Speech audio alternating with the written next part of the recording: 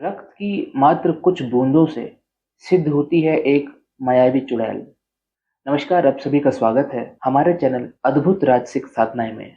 दोस्तों, हमारे द्वारा पहले भी कई बार काम पिशाचिनी की साधना के विषय में जानकारी दी गई है और संस्था के मार्गदर्शन में काफी लोगों ने ये साधना की है। मूल रूप से काम पिशाचिनी को कोई साधक अगर सिद्ध करते हैं तो उससे क्या क्या कार्य लेते हैं ये समझते हैं। काम पिशाचिनी की सिद्धि के बाद उसे किसी भी स्त्री के शरीर में बुला करके उसके साथ शारीरिक संबंध बनाए जा सकते हैं, या किसी भी मनचाही स्त्री का वशीकरण किया जा सकता है, या किसी ऐसी स्त्री का भी वशीकरण किया जा सकता है जो साधक को फंसाना चाहती हो, या अगर किसी स्त्री ने साधक के ऊपर कोर्ट केस कर दिया है तो काम पिशाचिनी को उस स्त्री के शरीर में बुला करके उसके माध्यम से कोर्ट केस को खारिज किया जा सकता है या कोर्ट केस वापस लिया जा सकता है। काफी सारी चीजें होती हैं, लेकिन मूल रूप से ये साधना वशीकरण के लिए ही ज्यादा की जाती है। षटकर्म में अन्य कर्म भी किए जाते हैं इसके द्वारा, लेकिन मूल रूप से वशीकरण काम पिशाचिनी साधना में बहुत ज्यादा महत्व रखता है। मित्रों, वशीकरण षटकर्म के अंतर्गत आने वाली एक क्रिया है जिसके माध्यम से आप अपने बहुत सारे कार्य निकाल सकते हैं। वशीकरण द्वारा आप किसी से भी अपने निजी कार्य करवा सकते हैं अथवा व्यवसायिक कार्य भी करवा सकते हैं। यदि बिजनेस में आपको कोई समस्या आ रही है या कोई टेंडर पास नहीं हो रहा है तो जो टेंडर पास करने वाला व्यक्ति है उसके ऊपर वशीकरण करके आप इस चीज को करवा सकते हैं। वशीकरण विद्या द्वारा आप दो जनों में आपस में मनमुटाव भी पैदा कर सकते हैं या दो व्यक्तियों को अलग भी किया जा सकता है। इस विद्या से कई बार प्रेमी और प्रेमिका को भी अलग किया गया है या उन्हें मानसिक प्रताड़ना दी गई है। ऐसा बहुत कॉमन है, मतलब ऐसा काफी जगह देखने को मिल जाता है। जहां पर भी आप कार्यरत हैं, जहां पर आपका ऑफिस है या कोई भी नौकरी आप कर रहे हैं, वहां पर अगर चीजें आपके अनुकूल नहीं हैं तो वशीकरण द्वारा जहां आप कार्यरत हैं उस जगह पर अपने बॉस अथवा सीनियर का वशीकरण करके उच्च पद या प्रमोशन प्राप्त कर सकते हैं। इस विद्या द्वारा आप अपने ऑफिस के सभी कार्य स्वयं न करके अपने जूनियर से करवा सकते हैं या किसी से भी करवा सकते हैं। बहुत सारे साधक इस समस्या से जूझ रहे होते हैं कि उनकी पत्नी और उनकी माँ के बीच में हमेशा झगड़ा होता रहता है, जिसकी वजह से गृह क्लेश की स्थिति हमेशा रहती है। तो वशीकरण द्वारा आप गृह क्लेश से भी छुटकारा प्राप्त कर सकते हैं। किसी मनचाहे स्त्री का वशीकरण करके आप उस स्त्री से अपने मनचाहे कार्य ले सकते हैं। पति पत्नी के बीच नकारात्मक संबंधों को सुधार कर सकारात्मक संबंध स्थापित किए जा सकते हैं। दोस्तों, वशीकरण एक ऐसी विद्या है जिसके द्वारा शत्रु को भी मित्र बनाया जा सकता है। व्यापारी लोग वशीकरण द्वारा कॉन्ट्रैक्टर से संधि करके अपने व्यापार को बढ़ा सकते हैं।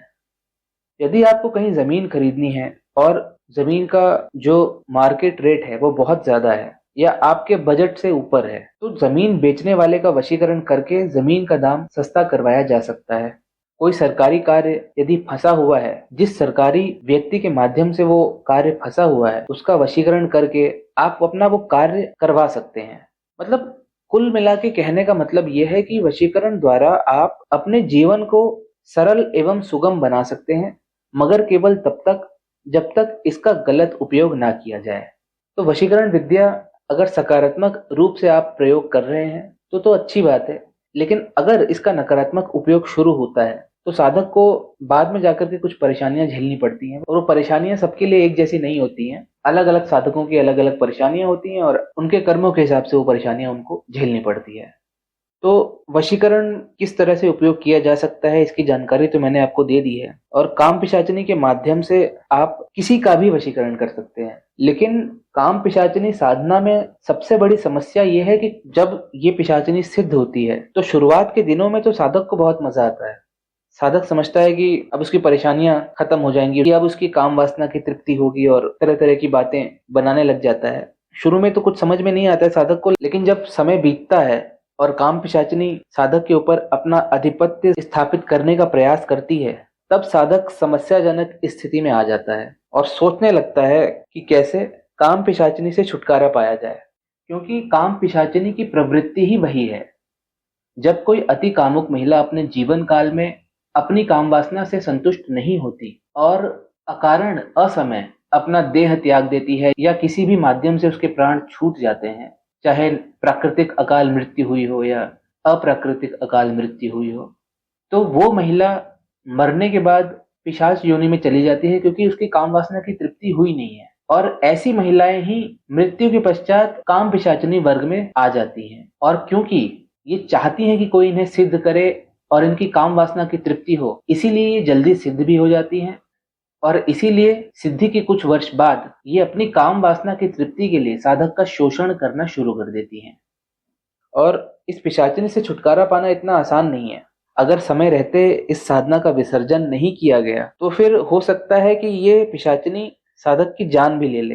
हालांकि 2 साल का समय रहता है साधक के पास। अगर काम पिशाचिनी साधना साधक ने की हुई है तो 2 साल तक तो पिशाचिनी एकदम शांत रहेगी, साधक के साथ एकदम प्रेम से रहेगी। लेकिन उसके बाद काम पिशाचिनी की प्रताड़ना शुरू हो जाती है। साधक की इच्छा नहीं होगी, फिर भी जबरदस्ती काम पिशाचिनी अपनी काम वासना की तृप्ति के लिए साधक के साथ संभोग करती है। साधक की जो काम तृप्ति की क्षमता होती है, उस क्षमता के विरुद्ध जाकर के काम पिशाचिनी अपनी वासना को शांत करने का प्रयास करती है और धीरे धीरे साधक की ऊर्जा को अपने अंदर ग्रहण करने लग जाती है। और अगर समय पर इसका विसर्जन नहीं किया गया, ऐसी स्थिति में साधक की मृत्यु निश्चित है। लेकिन काम पिशाचिनी अपने साधक को इतनी आसानी से छोड़ती नहीं है और मृत्यु के बाद भी साधक को काम पिशाचिनी के साथ ही रहना पड़ता है, उसी प्रताड़ना के साथ। और ये सबसे बड़ी समस्या है इस साधना की। और काम पिशाचिनी साधना की इसी समस्या को देखते हुए कुछ अघोरियों ने एक नई साधना का निर्माण किया, जो कार्य तो बिल्कुल काम पिशाचिनी की तरह ही करती है, लेकिन साधक को छोड़ने में भी कोई संकोच नहीं करती। अर्थात काम पिशाचिनी की साधना में क्या होता है कि जब एक बार ये साधक से सिद्ध हो जाती है तो साधक चाह करके भी काम पिशाचिनी का विसर्जन नहीं कर सकते, क्योंकि वो शक्ति उन्हें करने ही नहीं देती। साधक की मानसिक स्थिति इतनी खराब हो जाती है कि वो ये सोच ही नहीं पाता कि उसका विसर्जन भी करना है। लेकिन अघोरियों की इस विद्या में ऐसा कुछ भी नहीं है। ये विद्या एक मायावी चुड़ैल है। इस साधना में साधक को किसी प्रकार की कोई समस्या नहीं होती है, ना ही साधक को इस चुड़ैल द्वारा प्रताड़ित किया जाता है, ना ही इस साधना में शक्ति द्वारा साधक के ऊपर किसी प्रकार की कोई जोर जबरदस्ती की जाती है। और साधक जब चाहे तब आसानी से इस साधना का विसर्जन कर सकते हैं अथवा इस साधना को आसानी से त्याग सकते हैं, जो मूल रूप से काम पिशाचिनी का विकल्प कही गई है। साधना की विधि को समझने से पहले आइए समझते हैं कि चुड़ैल वास्तव में क्या होती हैं, कैसे बनती हैं और सामान्य रूप से इनकी व्याख्या क्या है। दोस्तों, भारतीय पौराणिक कथाओं और लोक कथाओं में चुड़ैल को एक बहुत ही भयावह महिला की आत्मा के रूप में दर्शाया जाता है। चुड़ैल को आमतौर पर एक दुष्ट आत्मा माना जाता है, जो अपनी नकारात्मक ऊर्जा और अलौकिक शक्तियों के लिए जानी जाती है। ऐसा माना जाता है कि चुड़ैल उन महिलाओं की आत्मा होती है जिनकी मृत्यु दुखद या अन्यायपूर्ण परिस्थितियों में होती है, जैसे कि धोखा, अत्याचार या अधूरी इच्छाओं के कारण। उनकी आत्माएं अपने जीवन के कष्टों और पीड़ाओं से मुक्ति पाने में असफल रहती हैं और इसीलिए वो भटकती रहती हैं, कभी कभी अक्सर प्रतिशोध की भावना के साथ। चुड़ैल का रूप और स्वरूप अत्यंत डरावना होता है। उन्हें आमतौर पर लंबे बिखरे हुए बालों के साथ दिखाया जाता है, जैसा कि भारतीय स्क्रिप्चर्स में उनकी जो छवि दिखाई जाती है वो इसी रूप में दिखाई जाती है। उनकी आंखें चमकदार होती हैं और एक विशेषता जो चुड़ैलों को अन्य आत्माओं से अलग करती है वो है उनकी सुंदरता का छलावा। ये अत्यंत सुंदर और आकर्षक महिला के रूप में प्रकट हो सकती हैं, जिससे लोग उनके जाल में फंस जाते हैं। उनकी ये रूप बदलने की क्षमता उन्हें और भी खतरनाक बना देती है।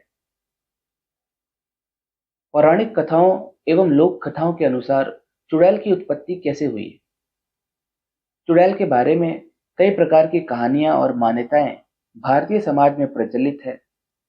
एक आम कथा के अनुसार चुड़ैल उन महिलाओं की आत्मा होती है जिनकी मृत्यु उनके जीवन काल में प्राप्त अन्याय के कारण होती है।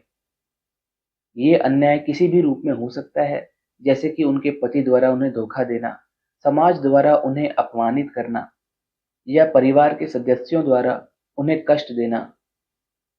चुड़ैल का अस्तित्व उस अधूरी इच्छा या अपूर्णता का प्रतीक होता है जिसे वे अपने जीवन काल में प्राप्त कर नहीं पाई।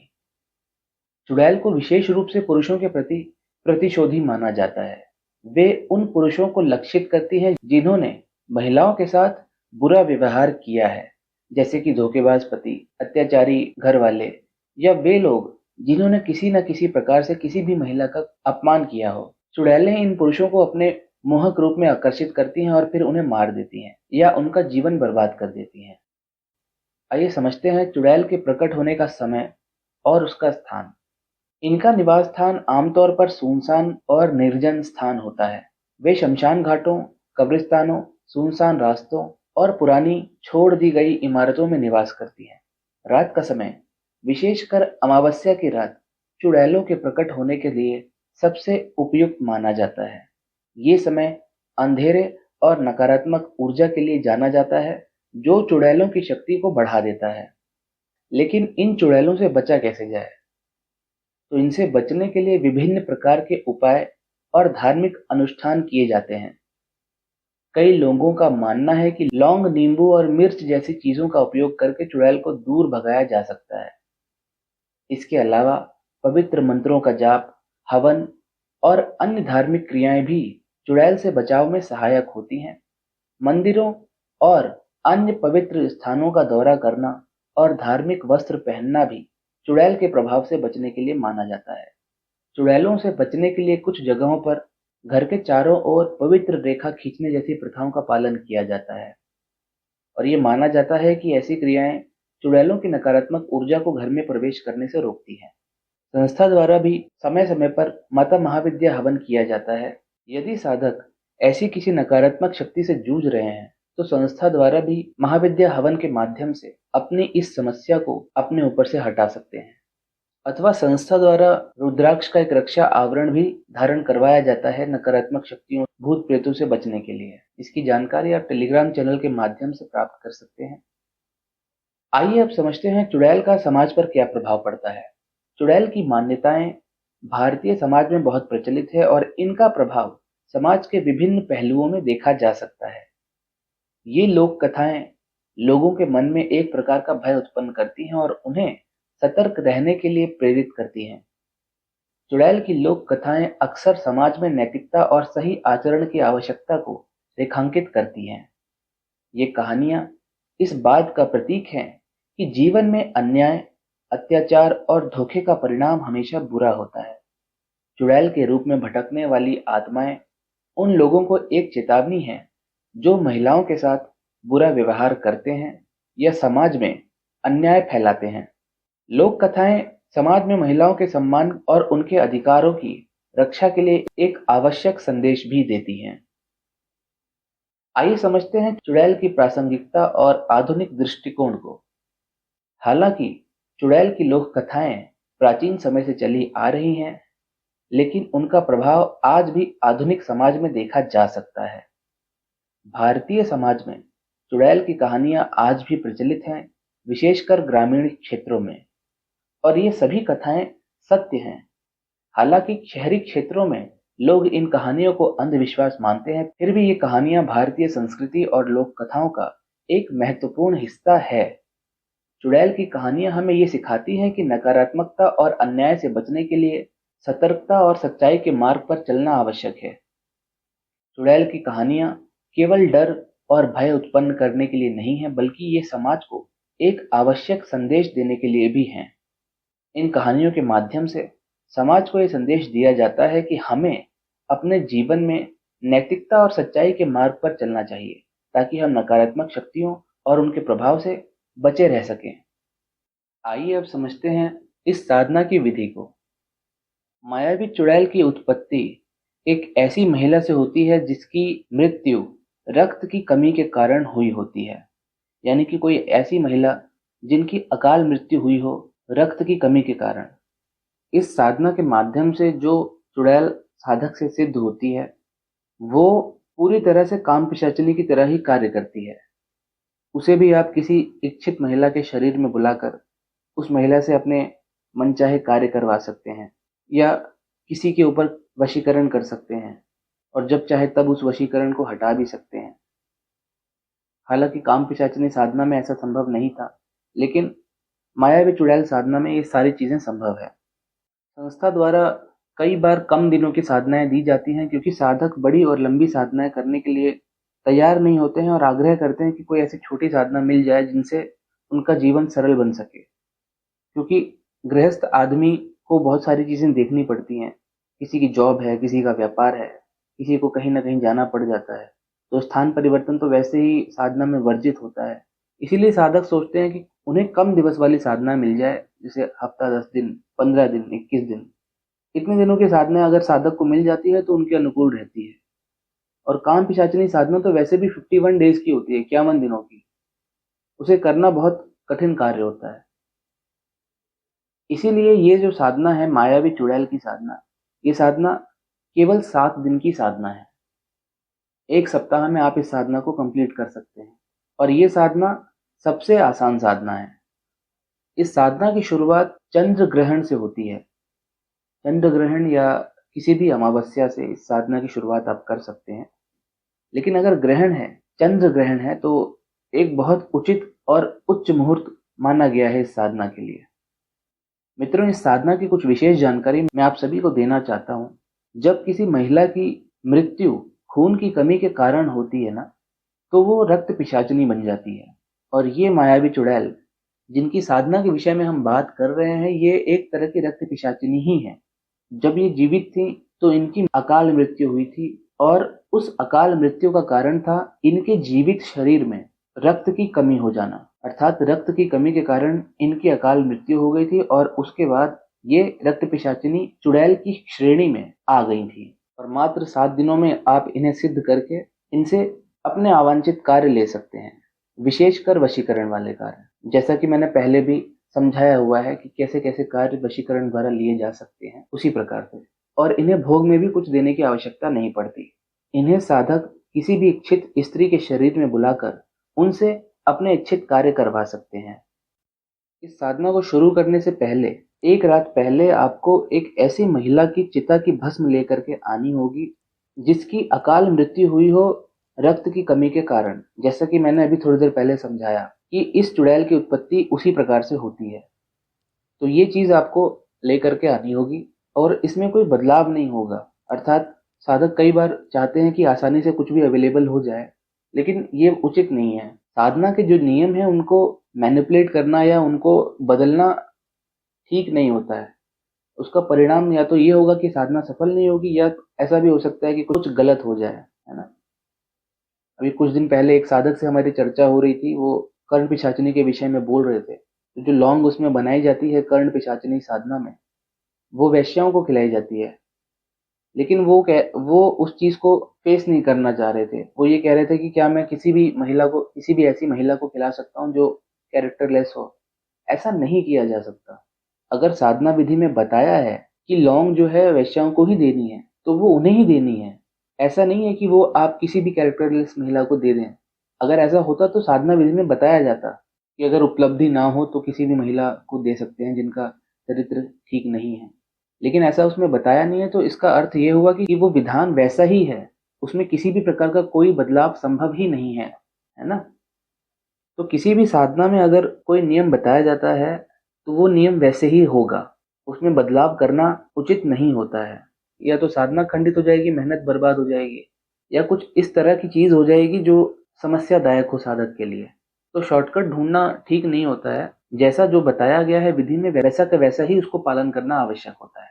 तो इस साधना में एक मुट्ठी सिर्फ भस्म चाहिए, उस महिला की चिता की भस्म चाहिए जो खून की कमी के कारण मर गई हो। बहुत सारे हॉस्पिटल्स ऐसे हैं जो इस चीज की जानकारी दे सकते हैं, आप जाकर के पता कर सकते हैं। पता करने के कई सारे तरीके हैं, अगर कोई ना बताए तो वो साधक स्वयं समझदार हैं कि किस तरह से पता किया जा सकता है। मॉर्ग में भी पता किया जा सकता है, जाकर के हॉस्पिटल्स में भी पता किया जा सकता है, और उसके बाद उस बॉडी को ट्रैक करके वहां से भस्म लाई जा सकती है। बहुत सारी चीजें होती हैं। इस साधना में जो माला चाहिए होती है, वो चाहिए होती है तामसिक संस्कारित कमलगट्टे की माला, जिसका संस्कार पैशाचिक होता है, और जो केवल और केवल अमावस्या की रात को ही संस्था द्वारा किया जाता है। इसमें एक काले धागे वाली माला ली जाती है कमलगट्टे की। जिस धागे में कमलगट्टा पिरोया जाता है वो धागा काले रंग का होता है। और उसके बाद एक शमशान के किनारे जहाँ पे नदी भी हो, वहां जाकर के सबसे पहले तो प्रेत को बुलाया जाता है, पिशाच को, या अपनी उस शक्ति का आवाहन किया जाता है जिसकी साधना पहले से ही माला संस्कार करने वाले साधक ने की हुई है, जो कि तामसिक है। अर्थात माला का पैशाचिक संस्कार तभी किया जा सकता है जब साधक ने पहले से कोई ऐसी साधना संपन्न की हो या सिद्ध की हो जो कि तामसिक हो और पैशाचिक हो, या किसी ऐसे वर्ग की तामसिक साधना हो जिसमें नकारात्मक ऊर्जा हो। उसके बाद ही आप किसी भी माला का पैशाचिक संस्कार कर सकते हैं या तामसिक संस्कार कर सकते हैं, क्योंकि उसमें वो शक्ति आपको वो मंत्र प्रदान करती है जिससे आप पैशाचिक माला का संस्कार कर सकें। वो शक्ति ही बताती है कि इस मंत्र को अगर आप उपयोग करोगे तो इस मंत्र का इतनी माला जाप अगर आप नदी किनारे शमशान घाट के पास करेंगे तो जाकर के उस माला में पैशाचिक गुण आएंगे। तो सर्वप्रथम एक माला ली जाती है कमलगट्टी की या हकीक की भी माला का अगर पैशाचिक संस्कार करना हो तो उसी तरह से होता है। उसे लेकर के शमशान घाट और नदी की मतलब ऐसी जगह का चुनाव करना होता है जहां पर नदी भी बह रही हो और साथ के साथ उसमें उससे सटा हुआ शमशान घाट भी हो। वही जगह पैशाचिक माला का संस्कार करने के लिए उपयुक्त मानी गई है। तो वहां पर जाया जाता है एक निर्धारित समय काल के लिए, वहां पर जाकर बैठा जाता है। उसके बाद अपने द्वारा सिद्ध की गई कोई पैशाचिक या तामसिक साधना का आवाहन किया जाता है और उसके द्वारा प्राप्त मंत्र से उस पिशाच की या तामसिक शक्ति की कुछ शक्तियां उस माला पर बिठाई जाती हैं और उसके बाद उस माला का पैशाचिक या तामसिक संस्कार किया जाता है। तो संस्कार होने के बाद उस माला को काले कपड़े में लपेट करके एक लकड़ी के बक्से में डाल दिया जाता है, जिससे कि उस माला के ऊपर आई हुई नकारात्मक ऊर्जा क्षीण ना हो या किसी और को परेशान ना करे। तो इस तरह से माला का संस्कार किया जाता है, जिसमें 2 जोड़ी कुंवारे मुर्गे और मुर्गी का रक्त भी चाहिए होता है और शराब भी चाहिए होता है। माला संस्कार की विधि चैनल पर काफी साल पहले अपलोड की गई है, आप उस वीडियो का रेफरेंस ले सकते हैं इसको समझने के लिए। तो इस साधना में एक तामसिक विधि से संस्कारित कमलगट्टे की माला ली जाती है। उसके बाद एक लाल आसन लिया जाता है और दक्षिण दिशा की तरफ मुख करके आप इस साधना को करेंगे। देखिए, साधना काल में जब आसन पर बैठा जाता है ना, तो जरा भी हिलना डुलना वर्जित होता है। कई बार साधक बोलते हैं कि मुझे XYZ कोई साधना करनी है, तो सबसे पहले संस्था द्वारा यही प्रश्न किया जाता है कि आपकी बैठक कितने समय की है। कभी कभी साधक कहते हैं कि 15-20 मिनट, तो हम साधक को पहले अभ्यास करने के लिए कहते हैं। लेकिन कभी कभी साधक ऐसे होते हैं जब कहते हैं कि मेरी बैठक 2 घंटा, 2.5 घंटा, 3 घंटा है। तो ऐसे में हमारे द्वारा परीक्षा ली जाती है। पहले उनको वीडियो कॉल पे बिठाया जाता है कि सही में इतनी बैठक है कि नहीं, साधना कर सकेंगे कि नहीं बिना हिले डुले। क्योंकि अगर जहां आप हिले वहां आपकी जो एकाग्रता है वो भंग हो जाएगी और आपका जितना समय आपने माला जाप को दिया या मंत्र जाप को दिया सब खराब हो जाएगा। तो सबसे पहले जांच करना आवश्यक है कि बैठक उतनी है भी कि नहीं। तो वीडियो कॉल पे जब सामने बैठते हैं व्यक्ति, माला जब उन्हें दी जाती है, एक पर्टिकुलर उनको मंत्र दे दिया जाता है कि इस मंत्र का जाप करके हमें दिखाइए पहले कि किस तरह से आप बैठ करके साधना कर रहे हैं या करेंगे। जब वो बैठते हैं उसके बाद 15 मिनट 20 मिनट बाद वो हिलना डुलना शुरू हो जाता है उनका। तो कभी कभी साधक ये समझ नहीं पाते कि स्थिर बैठना बहुत आवश्यक है। आप खुद से समझिए ना कि अगर आप एक स्थिर आसन में बैठ करके माला जाप कर रहे हैं और जरा सा भी हिलना डुलना हुआ तो स्वतः ही जो है एकाग्रता भंग हो जाती है। फिर बहुत मुश्किल हो जाता है कि वो एकाग्रता वापस से प्राप्त कर पाना। और अगर जहां ऐसा हुआ तो ये समझिए कि मंत्र जाप आपका खंडित हो जाता है। तो इस चीज का ध्यान रखिए कि पहले तो एक स्थिर आसन पे 1 घंटा मैक्सिमम बैठने का अभ्यास कीजिए मंत्र जाप के साथ। पहले दिन से ही कोई भी एक स्थिर आसन में नहीं बैठ पाता है, उसके लिए अभ्यास बहुत आवश्यक है। तो लाल आसन पर बैठ करके तामसिक कमलगट्टे की माला को हाथ में लेकर के दक्षिण दिशा की तरफ मुख करके आपको बैठना है और मंत्र की आपको रोज 18 माला करनी है। अब जो दीपक जलेगा इस साधना में, वो दीपक जलेगा अरंडी के तेल का दीपक। साधना के मूल नियम में ये बताया गया है कि अगर तेल का दीपक जलाते हैं साधना काल में, तो उस तेल के दीपक को अपनी बाईं ओर रखा जाता है, जिसकी अग्निमुख साधक की तरफ होती है। और अगर घी का दीपक जलाया जाता है तो उसे दाहिनी तरफ रखा जाता है और इस स्थिति में भी जो दीपक की अग्निमुख होगी वो साधक की तरफ ही होगी। अर्थात दीपक कहीं भी रखे, लेफ्ट या राइट, अग्निमुख हमेशा साधक की ओर ही रहेगी। लेकिन इस बात का आपको ध्यान देना है कि दीपक तेल का है या घी का। अगर घी का है तो दाहिनी ओर जाएगा और अगर तेल का है तो बाईं ओर रखेंगे। इस साधना में अरंडी के तेल का दीपक जाएगा और साधक की तरफ दीपक का अग्निमुख रहेगा। दीपक जलाने से पहले जो आप महिला की राख लेकर के आएंगे, अकाल मृत्यु महिला की राख, उस राख की छोटी सी परत, मतलब एक बहुत पतली परत, उस दीपक के नीचे आप रखेंगे। पूरी मुट्ठी भर राख आपको नहीं रखनी है, सिर्फ एक पतली परत रखनी है उस राख की, और उसके ऊपर आप दिया रखेंगे। और ये दिया 7 दिन चेंज होगा, और राख भी 7 दिन चेंज होगी। अर्थात पहले दिन जो दिया आप उपयोग कर रहे होंगे, उसे आप अगले दिन जाप में उपयोग नहीं करेंगे। अगले दिन नया दीपक लगाएंगे, उसी मुट्ठी भर राख में से थोड़ी सी राख निकालेंगे, जमीन पे रखेंगे अपने लेफ्ट साइड, और उसके ऊपर नया दीपक रखेंगे, उसमें नई बत्ती डालेंगे, और उसमें अरंडी का तेल नया डालेंगे। उसके बाद फिर उस दीपक को जलाएंगे और अपनी साधना कंटिन्यू करेंगे। एक बात का ध्यान हमेशा रखिएगा कि पहले दिन से 7वें दिन तक डेली आपको किसी मादा पक्षी का रक्त दिए के तेल में डालना है। अर्थात डेली आपको किसी अलग अलग मादा पक्षी का रक्त लेना है। पहले से निकाल करके रखना उचित नहीं है, पहले से निकाल करके रखना वर्जित है, ऐसा समझिए। तो सेम डे जाएंगे, रक्त निकालेंगे, लेकर के आएंगे साधना के लिए, और दीपक जलाएंगे, उसमें पूरे रक्त को डाल देंगे, और उसके बाद अपनी साधना शुरू करेंगे। आपको ये काम डेली करना है। रक्त पहले से ला करके बिल्कुल भी मत रखिएगा। अर्थात अगर आप ऐसा सोचें कि 7 दिन का जो खून है, ब्लड है, इकट्ठे ला करके रख लिया जाए, तो वैसा करना वर्जित है।